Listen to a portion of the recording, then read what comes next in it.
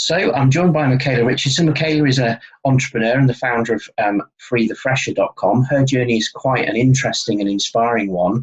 Hi, Makaela. So perhaps you could just tell us a little bit about Free the Fresher. Yeah, sure. Free the Fresher is a subscription-based service for university students whereby they pay us £50 and then we provide them with a care package of everything they need when starting university. So that's anywhere from like pots and pans and plates and kitchen essentials to notepads, pens, pillows, pretty much everything you can think of. And then along with the subscription, they get loads of discounts to loads of stores and retailers and restaurants across the UK. Excellent. So quite a neat idea. How did you come up with the idea in the first place? I came up with the idea because I was originally in university myself, studying law, and then I completely hated it, so I dropped out and wanted to move to London, and study something else. But my parents were really quite disappointed in me dropping out of law school, so they kind of took away all my efforts and their financial help when I made like this big step to move to London.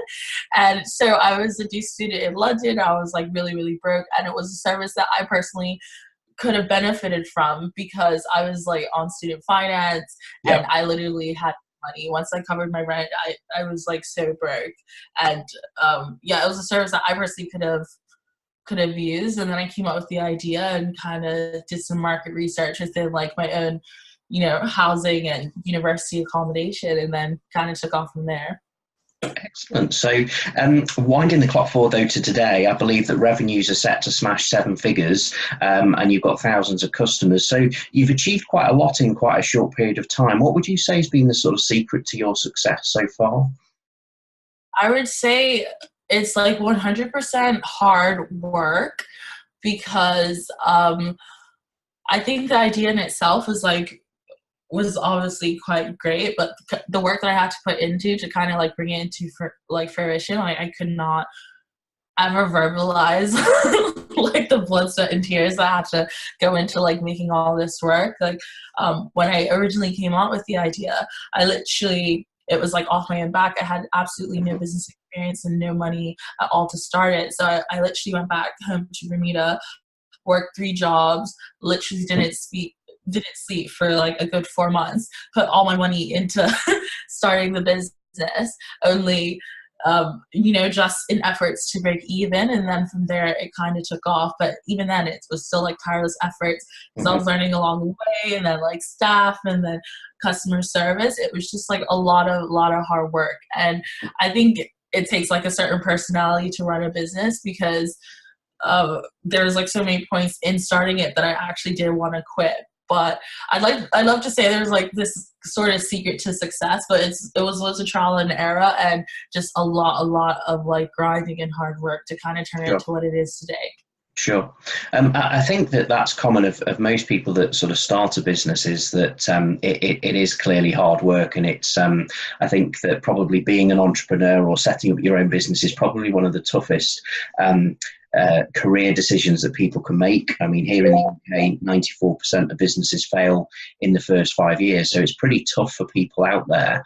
Aside from obviously the hard work and obviously coming up with a neat sort of service and product that you offer, what would you say has been the sort of key ingredients that you've had in your business that has meant that it's been so successful so far? I would say like very much knowing your customers. Like I had kind of an added advantage to whereas like I was a student myself, so I knew like specifically what students wanted and what they kind of were looking for out of packs and everything.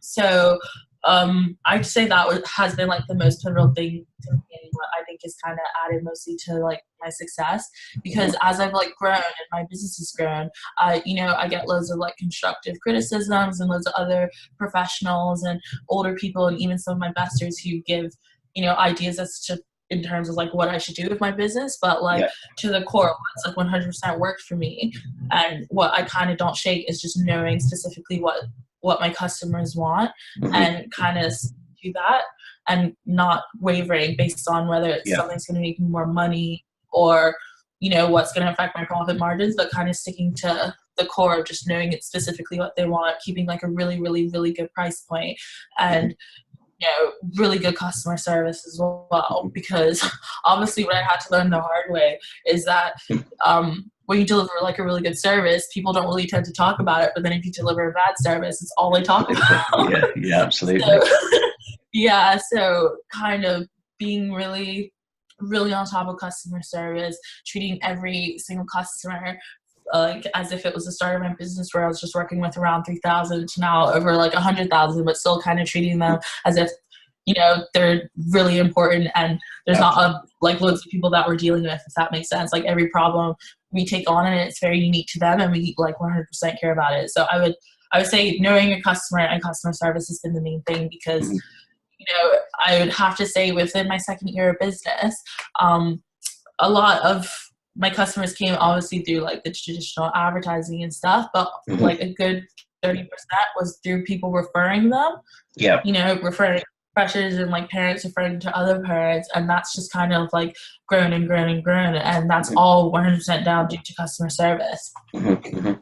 Interesting. So I know that some of the delegates that are coming on the next Growth Summit are really looking forward to hearing you speak and hearing about your own entrepreneurial journey. What specifically are you going to be coming to talk about?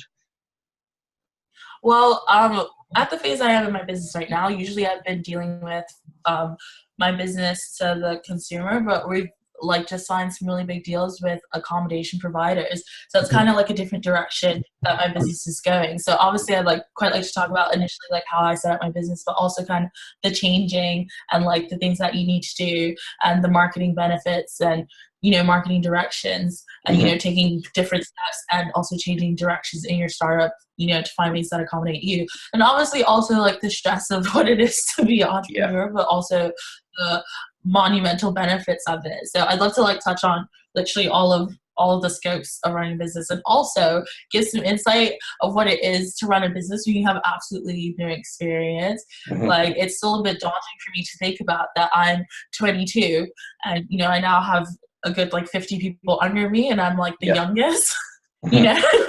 So everything's been very much a learning curve, and it's just I have to take on loads of like constructive criticism, but at the same time not let my age kind of affect or get to me or change anyone's mind in terms of like knowing that I can actually run the business. So I'd love to speak on all of it actually.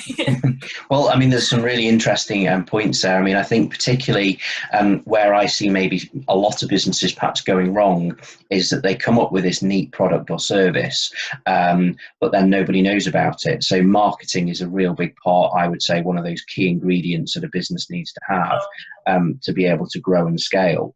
And it's almost like I think most businesses are, doesn't matter what your product or service is, it's about marketing. You need to be an amazing marketeer to get your product in front of your potential customers. So I think that would be really interesting to hear. And the fact that you've scaled so quickly, 50 people in a few years is no mean feat. So I'm sure when you're not busy marketing the product, you're probably spending a lot of time on recruiting people, I guess. Yeah, no, it's like so much that goes into it, but like I say this to loads of people, loads of startups, and like sometimes like I do consulting work for new startups, especially who deal with my demographic, and you don't know how much like it's like the biggest like slap in your face when you have this amazing idea and you're like, oh my goodness, everyone wants this. Then you launch your website and then it's like the biggest realization. It's like no one cares about you. You have to put in the work to kind of make them care, make them know, because like in your heart you're like it's just the best idea ever, and then you're kind of you throw yourself into like this massive ocean. No, absolutely. Well, I'm really looking forward to hearing you speak myself as well, Makaela. So thanks ever so much for your time today and for sharing that insight. And I look forward to seeing you in a few weeks' time. No problem at all.